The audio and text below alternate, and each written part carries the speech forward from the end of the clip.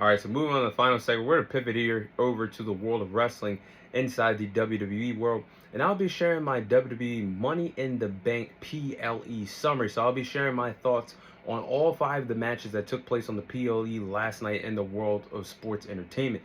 So to kick off the show, you had the Women's Money in the Bank ladder match. You had Naomi defeat Alexa Bliss, Roxanne Perez, Stephanie Valkyrie, Julia and Rhea Ripley to become this year's Miss Money in the Bank. So I'll be sharing my thoughts on this. I will say that I never put 2 and 2 together. It's a fun fact that Naomi is actually the first ever African American Miss Money in the Bank since the Women's Money in the Bank ladder matches have started in 2017. But I like the flow of the match of this year's Miss Money in the Bank's ladder match. All 6 of the women came to play. All of them had great deciding factors in the Money in the Bank ladder match. All 6 competitors shined. There were some creative spots with the ladders. I mean, Roxanne Perez and Julia throwing Alexa Bliss in the air and making her land ribs first on the ladder. Stephanie Valkyrie hitting the Devil's Kiss on Rhea Ripley on the ladder. The double code reds that Alexa Bliss and Roxanne Perez hit on their respective opponents on the ladders. But to me, this was the best Women's Money in the Bank ladder match that we've seen since 2023. But Naomi winning the Women's Money in the Bank ladder match was truly the right call here, the right choice.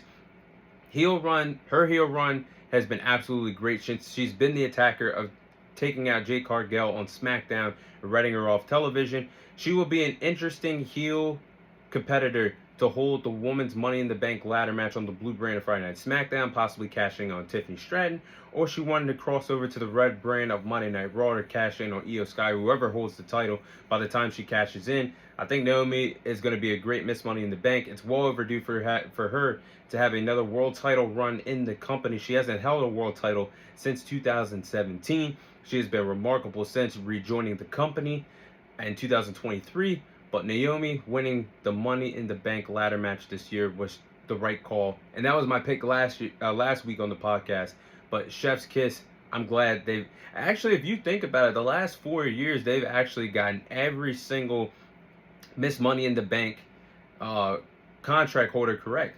Liv Morgan 2022, Io Sky in 2023, Tiffany Stratton last year, and now Naomi. They've hit it each and every single time. They've correctly picked the correct winner of the Miss Money in the Bank briefcase, but Naomi is going to be a great Money in the Bank contract holder.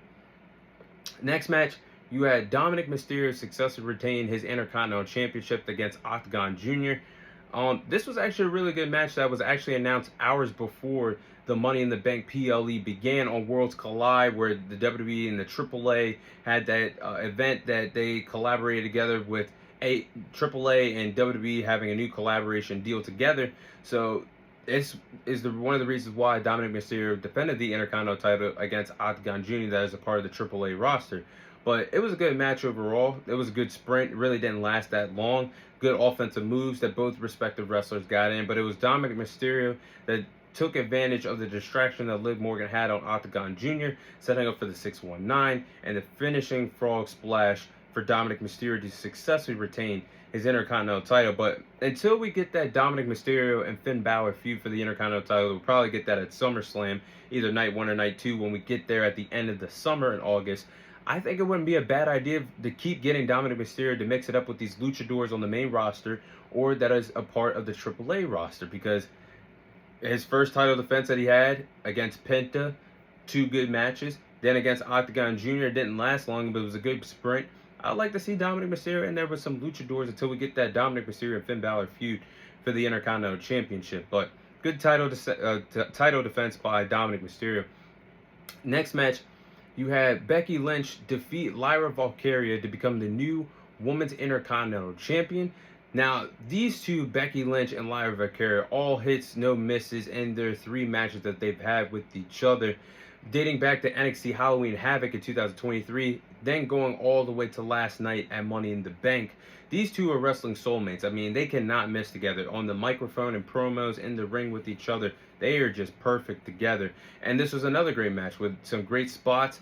Becky Lynch hitting the spike DDT on Lyra Valkyria, then Lyra Valkyria hitting the suplex off the top rope, followed by the Fisherman's Buster.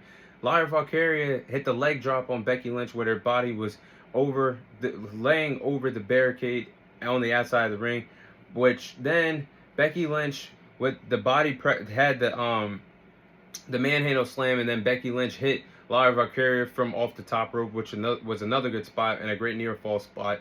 But that was Becky Lynch who took a play out of Lyra Valkyria's playbook. Every single one-on-one match that has ended between Lyra Valkyria and Becky Lynch, it's always been Lyra Valkyria that has hit the roll-up pin on Becky Lynch and pinning her.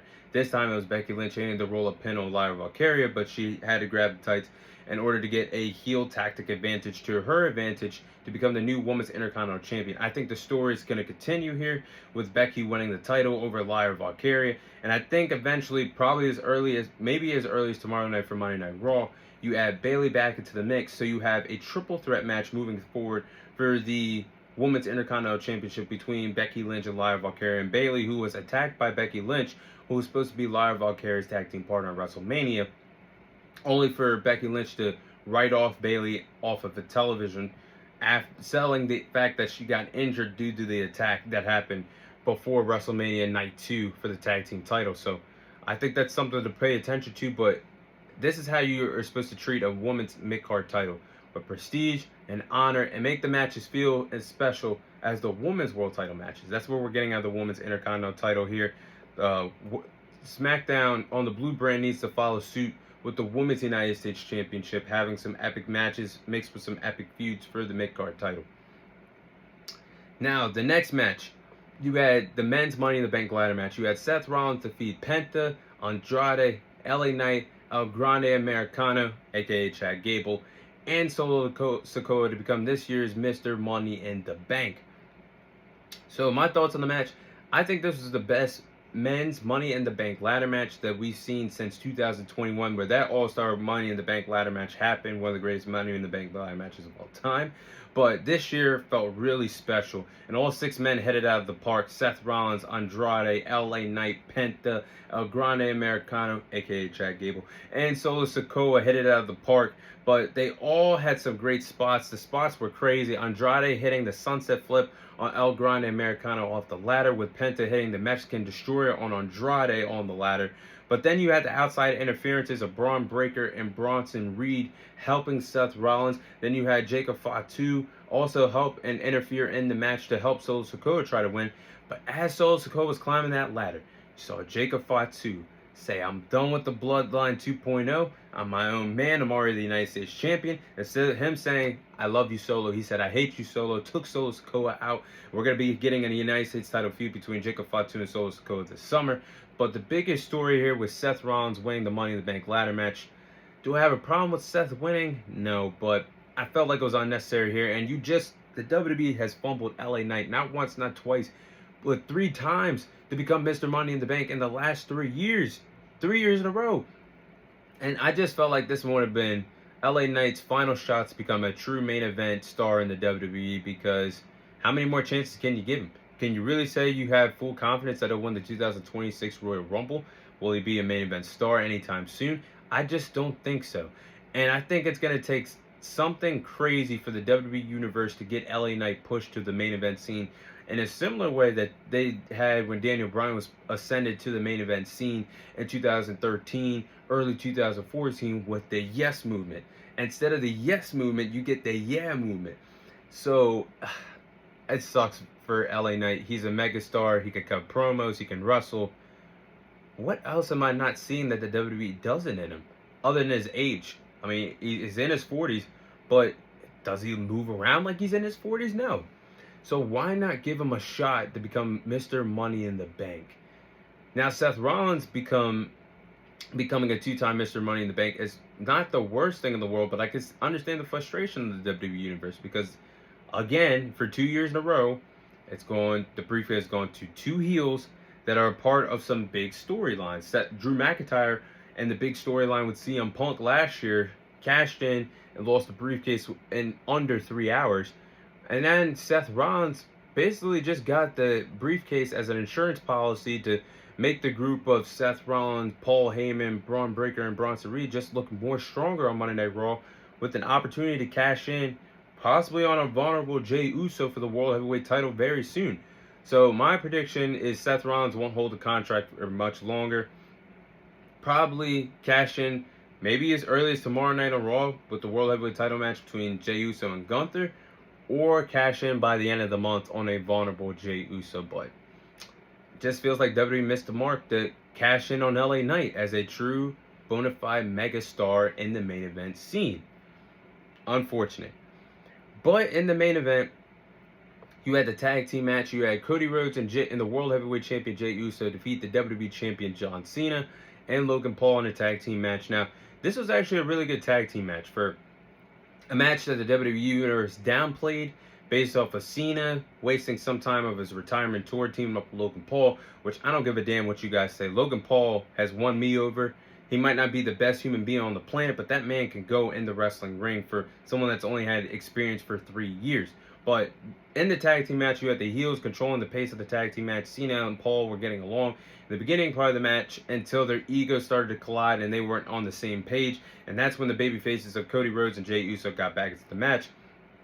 But towards the end of the match, the spots were getting great. I mean, you had Logan Paul using the drone shot to capture some great sequences. You had Jey Uso spear John Cena on the announcer's table, followed with Logan Paul hitting an insane moonsault on the outside of the ring to Jey Uso, crashing him through the announcer's table. But then it looked like John Cena was going to win his match again under heel tactics, using his WWE title to bash his opponents on the skull with, which he did to Rhodes. But then R-Truth returned back to the company. The arena erupted, and this was great to see because R-Truth, nobody knew that the WWE was not going to bring him back once his contract was up.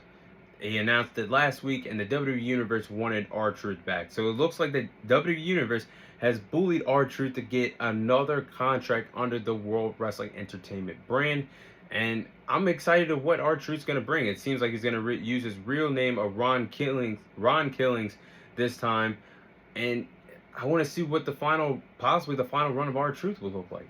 As he could continue to feud with John Cena for the WWE title, we'll find out, because it was R-Truth that caused the John Cena tag team match, got hit with a crossroads, and that's how Cody Rhodes and Jey Uso won the tag team match. So it's getting interesting now, actually. Will Cody get his rematch against Cena? Will R-Truth want another shot at Cena?